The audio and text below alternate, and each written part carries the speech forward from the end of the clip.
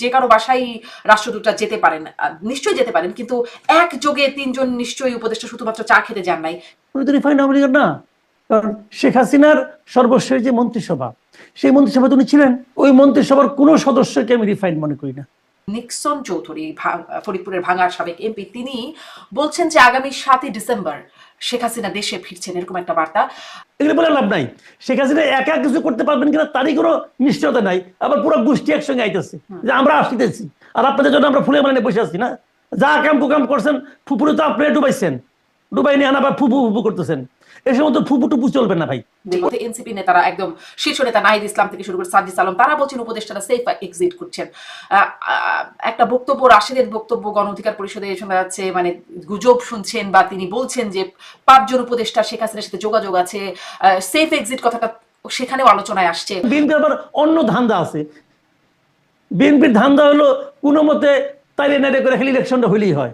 ওনারা ওটার জন্য অনেক কিছু ছাড় দিতেছে, একটার পর একটা ছাড় দিচ্ছে না। একদম তো তেলের মানে বালতি নিয়ে গেছিল নিউ ইয়র্কে, যে বলে আসছে উনি নাকি ইউনুসের মধ্যে খেয়ে জিয়াউর রহমানের প্রতিচ্ছবি দেখতে পান।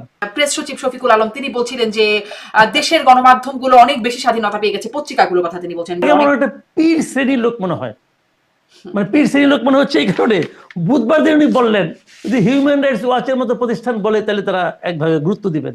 আল্লাহর কি রহমত, পরের দিনই কইছে।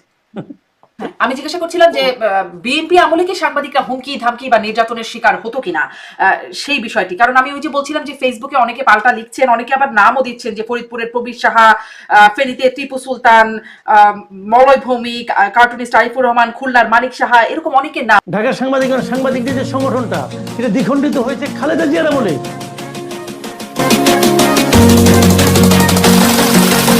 প্রশ্ন হবে লাগামহীন, জানতে চাই, জানাতে চাই এই সময়ের pulse of politics. Refined Awami লীগে আলোচিত নাম সাবেক মন্ত্রী সাবের হোসেন চৌধুরীর বাসায় বৈঠক করেছেন ইউরোপীয় ইউনিয়নভুক্ত 3 দেশের রাষ্ট্রদূত। এদিকে ফরিদপুর ভাঙার সাবেক এমপি শেখ হাসিনার ভাতিজা নিক্সন চৌধুরীকে একটি ভিডিও বার্তায় বলতে শোনা যাচ্ছে আগামী 7ই ডিসেম্বর দেশে ফিরবেন শেখ হাসিনা। অন্যদিকে এনসিপির নাহিদ সার্জিস্টা বলছেন সেফ এক্সিট খুঁজছেন উপদেষ্টারা। গণ অধিকার পরিষদের রাশেদ খান বলেছেন শেখ হাসিনার সাথে হাত মিলিয়েছেন 5 জন উপদেষ্টা। কারা খুঁজছেন সেফ এক্সিট, কারা বিট্রে করছেন, আর কারা হাত মেলাচ্ছেন, এমন সব গুরুত্বপূর্ণ বিষয় নিয়ে আলোচনায় স্বপ্নধারা নিবেদিত পালস অফ পলিটিক্সে আমার আজকের অতিথি সিনিয়র সাংবাদিক মাসুদ কামাল। জনাব মাসুদ কামাল, আপনাকে স্বাগত জানাচ্ছি পালস অফ পলিটিক্সের আমার আজকের আয়োজনে। আমি বেশ কয়েকটা বিষয় আপনার সাথে কথা বলতে চাই, শুরু করতে চাই। মানে সম্প্রতি যে কটা বিষয় খুব আলোচিত কথা হচ্ছে বিভিন্ন গণমাধ্যমে, সেই সবগুলো বিষয় আপনার কাছ থেকে একটু মন্তব্য, আপনার বিশ্লেষণ জানতে চাই। শুরু করতে চাই যে এখন বেশ আলোচনা হচ্ছে যে সাবের হোসেন চৌধুরী বাসায়, আওয়ামী লীগের সাবেক মন্ত্রী, তার বাসায় ইউরোপীয় ইউনিয়নভুক্ত 3টি দেশের রাষ্ট্রদূত গুলশানের বাসায় একসাথে একটা বৈঠক করেছেন। পররাষ্ট্র উপদেষ্টাকে ওই বিষয়ে জিজ্ঞাসা করা হয়েছিল, তিনি বলছেন যে যে কারো বাসায় রাষ্ট্রদূতরা যেতে পারেন, নিশ্চয়ই যেতে পারেন, কিন্তু একযোগে 3 জন নিশ্চয়ই উপদেষ্টা শুধুমাত্র চা খেতে যান নাই। কিসের আলামত মনে হয়?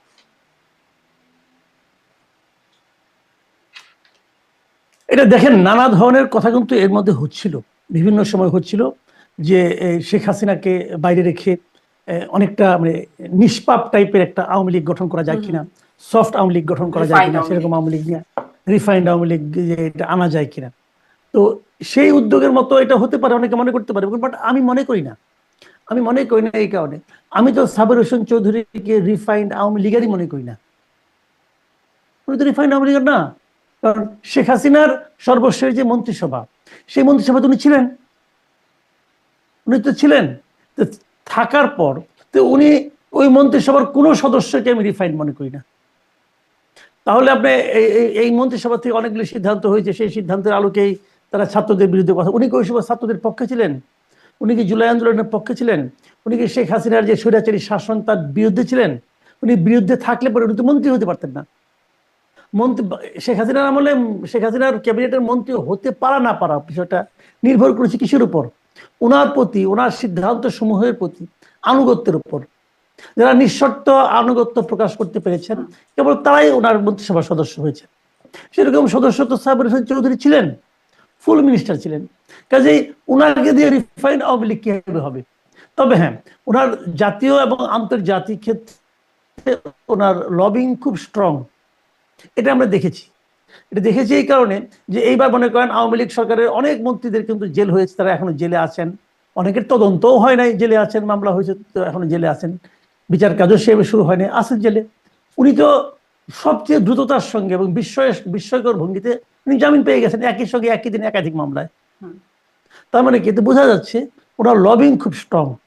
এবং সেইভাবে ওনার সঙ্গে এরা কেন দেখা করতে গেলেন, এই যদি এই প্রশ্নটা করেন তাহলে মনে করি এইগুলো যে দেশগুলি গিয়েছে এগুলো খুব সিগনিফিকেন্ট কোনো কান্ট্রি না। নরওয়ে, ফিনল্যান্ড, ডেনমার্ক আমারই কিছু না। এই দেশগুলো খুব ভূমিকা রাখে ইউরোপিয়ান ইউনিয়নে, আমি জানি না, রাখতে পারে। এবং খোদ ইউরোপিয়ান ইউনিয়নেও খুব একটা আমাদের এখানে খুব একটা বিষয় কিনা আমি জানি না। তো তাদের যাওয়াতে আমাদের জাতীয় রাজনীতিতে বিরাট কোনো পরিবর্তনের ইঙ্গিত বয়ে নিয়ে আসবে আমি এটা মনে করি না। উনি এক সময় ওই যে কি কি পার্লামেন্টের কি কি একটা কমিটি আছে ইন্টারন্যাশনাল, সেটা উনি বোধহয় সভাপতি না সেক্রেটারি ছিলেন, হয়তো সেই বিষয়টা সেই যোগাযোগটা কাজ করতে পারে। হয়তো ওনারা নিজের থেকে গেছেন, এটা হতে পারে, এটা আলোচনার বিষয় হতে পারে। আবার এটা রাজনীতি হতেও পারে, আমি কিন্তু একদম উড়িয়ে দিচ্ছি না, হতেও পারে, বাট আমি এটা কনফার্ম না, আমি বলতে পারবো না। এবং ওরা এর মাধ্যমে যদি রাজনীতি হয়ও, ধরা যাক আমি তো মনে করি ওনার ভাবে কিছু একটা এই দেশগুলো কিছু একটা করতে চায় আওয়ামী লীগের ফিরে আসার ক্ষেত্রে, যদি সেটা হয় তাহলে আমি মনে করি এটা খুব প্রপার ওয়ে হচ্ছে না, মানে এটা খুব মানে আপনার মানে ভালো পদ্ধতি না যে উনাকে নিয়ে উনাকে সামনে এনে একটা রিফাইন আওয়ামী লীগ করা।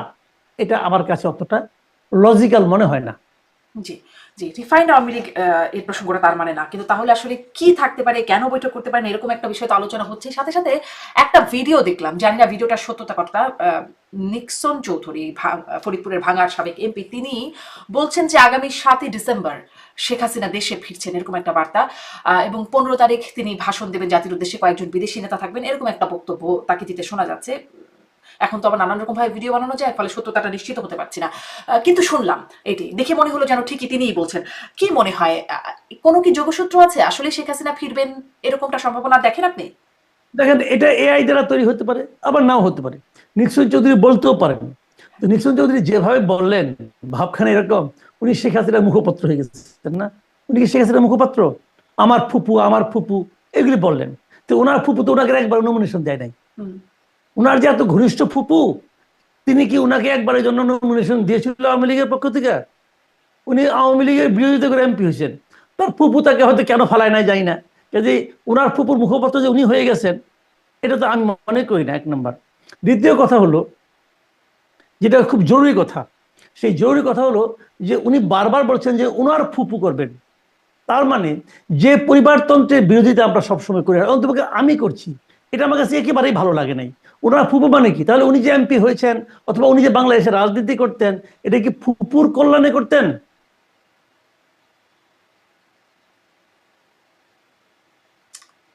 কানেকশনটা আটকে গেল। আদর্শ কোথায়? আওয়ামী আদর্শ, যেটা আওয়ামী লীগ তো আদর্শের উপর ভিত্তি করে দলটা গড়ে উঠেছিল, তাই না? সেই দলের আদর্শ কেন ফুপু, সেই দলের আদর্শ কেন ফুপু ভাতিজার মধ্যে সীমাবদ্ধ? যে কে তাকে ফুপু ডাকে, কে তাকে খালা ডাকে, কে তাকে আম্মা ডাকে, এর উপর নির্ভর করে কি আগামীতে ক্ষমতা হস্তান্তর হবে? যদি এটাই হয় তাহলে আমি মনে করব যে শেখ হাসিনাকে প্রতিহত করা এই জাতির কর্তব্য হয়ে দাঁড়াবে।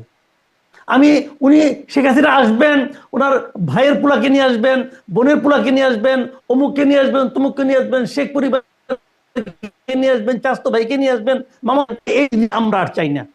বহু দেখছি ওনার কোনো আত্মীয় এই দেশের জন্য কোনো উপকারী ছিল না, কোনো একজন আত্মীয় না। শেখ হেলাল খুলনাটাকে তছনছ করে দিচ্ছে, তাপস ঢাকা শহরটাকে তছনছ করে দিচ্ছে, এবং এটা তার বাপের সম্পত্তি মনে করছিল সে, এই তাপস। তো এগুলি কি? তার আরেক ভাই পরশের বউ ইলেকশন নিয়ে যে কেলেঙ্কারি সে করে গেছে সুপ্রিম কোর্টের বাড়ি নিয়ে, ভাই এইগুলি দেখতে চাই না। শেখ সেলিম পুলিশের পুরোটাকে সে একটা বিকল্প একটা পুলিশ প্রশাসন কায়েম করছিল, এগুলো আমরা সবাই জানি। ভাই এইগুলি আমরা চাই না, এগুলো বলে লাভ নাই। শেখ হাসিনা একা কিছু করতে পারবেন কিনা তারই কোনো নিশ্চয়তা নাই। আবার পুরো গোষ্ঠী একসঙ্গে আইতেছে যে আমরা আসতেছি, আর আপনাদের জন্য আমরা ফুলে মানে বসে আছি না। যা কাম কুকাম করছেন, ফুপুরে তো আপনি ডুবাইছেন, ডুবাই নিয়ে আবার ফুপু ফুপু করতেছেন। এই সময় তো ফুপু টুপু চলবে না ভাই, পরিষ্কার কথা। নাগরিক হিসেবে জি, আপনি বলছেন পরিবারতন্ত্রের যে গন্ধটা খুবই, আপনি যেটাতে খুবই বিরক্তি প্রকাশ করছেন, সেটিরই আবার সেটাও দেখতে পাচ্ছেন। কিন্তু বিষয়টা যেটা, যে এই যে একটা সুনির্দিষ্ট বার্তা, 7ই ডিসেম্বর ফিরবেন, এই মাসের 15 তারিখে জাতির উদ্দেশ্যে ভাষণ দেবেন, বিদেশি নেতারা অনেকে সেখানে উপস্থিত থাকবেন, আবার এদিকে আমরা শুনতে পাচ্ছি আমাদের দেশের সক্রিয় রাজনীতিকদের মধ্যে এনসিপি নেতারা, একদম শীর্ষ নেতা নাহিদ ইসলাম থেকে শুরু করে সাজিদ আলম, তারা বলছেন উপদেষ্টারা সেফ এক্সিট করছেন। একটা বক্তব্য, রাশিদের বক্তব্য গণ অধিকার পরিষদে শোনা যাচ্ছে, মানে গুজব শুনছেন বা তিনি বলছেন যে 5 জন উপদেষ্টা শেখ হাসিনার সাথে যোগাযোগ আছে, সেফ এক্সিট কথাটা সেখানেও আলোচনায় আসছে। মানে শেখ হাসিনা ফিরছেন, উপদেষ্টারা সেফ এক্সিট খুঁজছেন, এরকম কি কোনো মানে সমীকরণ চলছে নাকি? না, আমি মনে করি না, আমি এটা একদমই মনে করি না। দেখেন, আমি এখনো মনে করি যে আওয়ামী লীগ এখানে ওই আগের ফরম্যাটে ব্যাক করবে, এটা সম্ভব না। এটা হলো আমার নিজস্ব অভিমত। কাজেই শেখ হাসিনার কাছে সেফ এক্সিট এই উপদেষ্টারা খুঁজবে, এটাও আমি মনে করি না। সেফ এক্সিট বলতে গেলে অন্য কিছু বোঝানো হয়েছে। আমি যেটা মনে করি, আমি যেভাবে ভাবি, সে ভাবনা এরকম যে দেখেন ফেব্রুয়ারিতে তো ইলেকশন হয়ে যাবে, ইলেকশনের পর কেউ না কেউ তো ক্ষমতায় আসবে। যদি ইলেকশন হয়, আমি এটাকে ধরে নিচ্ছি ইলেকশন হবে, যদি কেউ না কেউ ক্ষমতায় আসে, সেইখানে যারা ক্ষমতায় আসবে তারা এসে হয়তো এই উপদেষ্টা পরিষদের মধ্যে যদি কেউ কোনো ধরনের অনিয়ম করে, দুর্নীতি করে, কোনো ধরনের এমন কিছু করে যা নাকি তার করা উচিত ছিল না, যেটা আইনের চোখে অপরাধ, যদি এরকম কেউ করে এবং করেছে করেছে কোনো সন্দেহ নাই, যদি কেউ করে, তারা যেন সরাসরি বিচারের মুখোমুখি না হয়ে দেশ ছেড়ে পালিয়ে যেতে পারে, অথবা দেশে থাকলেও তাকে যেন বিচারের মুখোমুখি না করা হয়। এই ধরনের একটা প্রক্রিয়া চলতে পারে। আমি কেন বলি চলতে পারে, আপনি মনে করেন এটা কিন্তু নাহিদ ইসলামই প্রথম বলে নাই। এই সেফ এক্সিটের কথাটা প্রথম আমরা শুনছিলাম আজকে থেকে মাস 2 আগে একটা সেমিনারে, ওই সেমিনারে আমিও ছিলাম। ওই সেমিনারে মিস্টার দেবপ্রিয় ভট্টাচার্য উনি কিন্তু বলছিলেন এই সরকারের এখন সেফ এক্সিট খোঁজা উচিত, কিভাবে তারা যাবে। তখন এটা নিয়ে অনেক কথাবার্তা হয়েছিল, অনেকে বলেছিল ওনার মতো লোক এটা কেন বললেন, এটা কোনো ইঙ্গিত আছে নাকি নাই, এগুলো নিয়ে অনেক কথাবার্তা হয়েছিল। তারপরে আমরা শুনলাম ধরেন ওই পাশাপাশি সময়ে একটা আপনার ওই অ্যাডমিনিস্ট্রেটিভ ক্যাডারের একটা মানে প্রশাসনিক যারা কর্মকর্তা আছে, তাদের একটা অনুষ্ঠানে